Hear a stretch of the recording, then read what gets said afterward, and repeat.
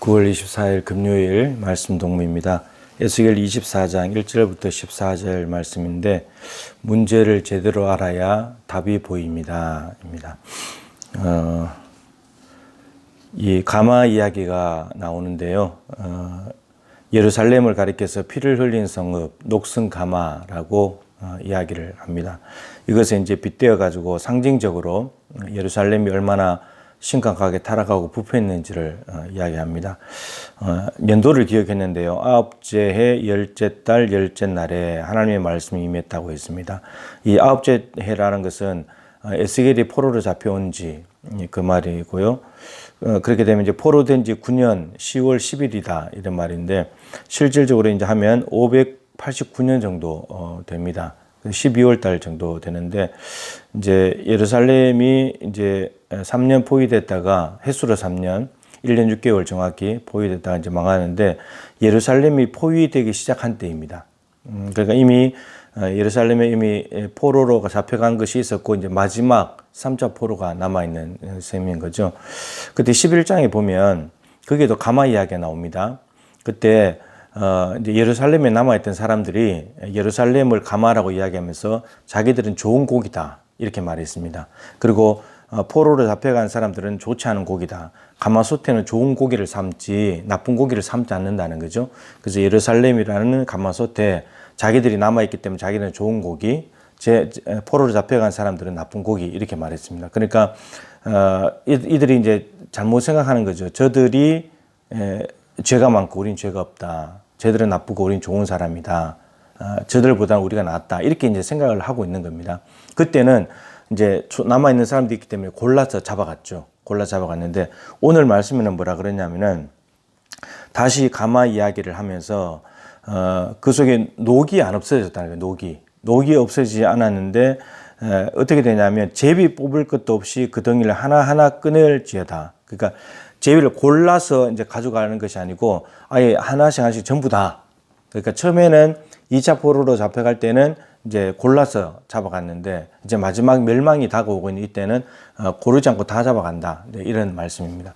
그러니까 에스겔이 2차 포로로 잡혀올 때 그러니까 예루살렘에 남아있던 사람들이 생각했던 대로 자기들은 좋은 거, 그 다음에 잡혀간 사람 나쁜 건데 지금 이제 좋다고 생각했던 그들조차도 이제 잡혀가게 생긴 겁니다. 네. 그러니까 결국은 이거죠. 예루살렘에 남아있는 것이 잡혀간 사람보다 의롭고 더 낫다. 이것이 아니고, 재난이 있냐, 없냐? 쟤들은 재난이 있고, 우린 재난이 있긴 있지만 우리 안 잡혀갔으니까 우리가 더 나아. 이게 재난이, 많냐, 적냐? 저 사람들은 많은 거고 우린 적은 거야. 그래서 우리가 더 좋은 사람이야. 이게 중요한 것이 아니고, 정말 중요한 것은 뭐냐 하면, 회개했냐? 그러니까 재난이 온 이유가 골라서 잡아갔지만 포로로 잡혀간 이유가 우상 숭배. 그리고 여기 오늘은 말씀하시길 음란. 너희의 더러운 것들 중에 음란이 그 하나다. 많은 것들이 있는데 더러운 것이 있는데 음란이 있다. 우상 숭배, 음행 있다는 거죠. 근데 이것을 회개하고 하나님께로 돌이켜야 되고 제일 중요한 것이 하나님과의 관계인데 이들은 지금 문제를 어떻게 진단하고 있냐면 침공은 받았는데 잡혀갔냐 안 잡혀갔냐. 바벨론에 있냐 예루살렘에 있냐. 포로가 됐냐 포로가 안 됐냐. 여기에 이걸 따지면서 우리는 그래도 좀 더 나은 사람이야. 우리는 더 의로워. 쟤들 더 죄가 많아. 우리가 더 저들이 형편없어. 우리는 그래도 괜찮은 사람이야. 이렇게 생각을 하고 있다는 거죠. 근데 이렇게 생각하고 있는데 지금 잡혀간다는 말은 이들 안에 여전히 우상숭배가 2차 포로로 잡혀가는 걸 봤음에도 불구하고 여전히 우상숭배가 있기 때문에 하나님이 바벨론을 불러다가 마지막 3차 침공과 함께 1년 6개월 포위 그러고 난 뒤에 멸망할 수밖에 없는 그런 구조로 갔다는 거죠. 그러니까 이들은 지금 2차 포로 잡혀간을 보고도 예루살렘에 남아있는 사람들이 하나님과의 관계가 회복되지 않았다는 말이죠. 제일 중요한 것은 하나님과의 관계인데 그러니까 하나님과의 관계가 회복돼야 하나님이 바벨론도 막으시고 그리고 진노도 멈추시고 예루살렘도 회복시키실 텐데 이들은 지금 문제가 뭔지를 모르는 겁니다. 그냥 잡혀간 쟤들이 문제지 우리는 문제가 아니야. 이런 생각들. 이것 때문에 하나님과의 관계가 자기들이 문제인데 저들도 문제지만 하나님과의 관계가 문제인데 그것을 진단을 못 해내니까 원인을 못 찾아내니까 엉뚱한 답을 찾고 있다는 거죠. 그러니까 문제를 제대로 알아야 답이 보입니다. 하나님과의 관계에 문제가 생겼다는 거죠. 그러면 답이 뭡니까? 회개가 나오는 거죠. 이렇게 되는 겁니다. 우상 숭배한 것 때문에 재난이 왔다면 회개하고 하나님께로 돌아가면 되는 거죠. 하나님과의 관계를 회복하고 하나님을 사랑하면 되는 것입니다. 지금 문제를 잘못 알고 있으니까 하나님께서 지금 책망하시는 거예요. 그리고 피를 흘린 성읍이라고 했습니다. 피를 흘렸다는 말은 이거 범죄했다는 거거든요. 살인했다는 거거든요. 가난한 사람들, 약자들을 억압한 거죠. 착취하고 강탈하고. 이것은 정의와 공의의 문제고요. 또 선지자들을 죽일 수 있잖아요. 하나님의 말씀을 올바르게 전하는 사람들. 이건 살인하는 거죠. 그러니까 이런 피를 흘린 성읍이라는 겁니다. 평화의 성읍 예루살렘이 피를 흘린 성읍이 됐다는 겁니다. 그리고 녹을 아무리 제거해도 녹이 제거되지 않는, 그러니까 이 더러운 죄의 찌꺼기들을 정말 씻어낼 수 없는, 그래서 하나님이 3차 멸망을 할 수밖에 없는 그런 상황이 되어버렸다는 겁니다. 여러분, 나는 건강하고 저 사람은 아프다.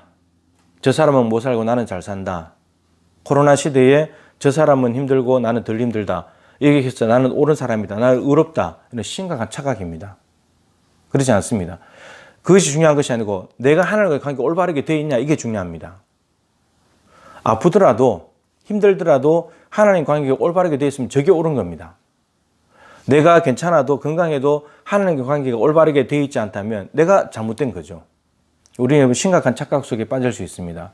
그러니까 무엇보다도 내가 지금 어떤 처지에 있나 어떤 상황이냐가 중요한 것이 아닙니다. 재난이 심하냐 약하냐 예루살렘이냐 바빌론이냐 이것이 중요한 것이 아니고 하나님과의 관계가 올바르냐 내가. 하나님과 나의 관계는 언약 관계잖아요. 예수님의 피로 맺은 새 언약 관계인데 내가 그분의 말씀에 순종하는가, 내가 그분 말씀대로 살려가. 하나님의 평가는 늘 이렇습니다.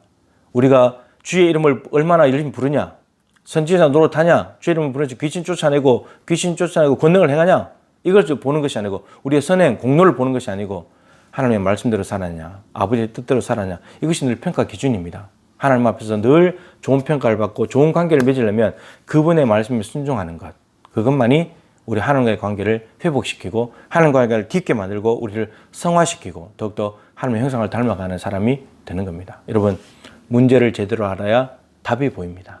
하나님과의 관계가 제일 중요합니다. 하나님 한 분만으로 만족할 때 우리의 신앙생활은 아무 문제가 없게 되는 거죠.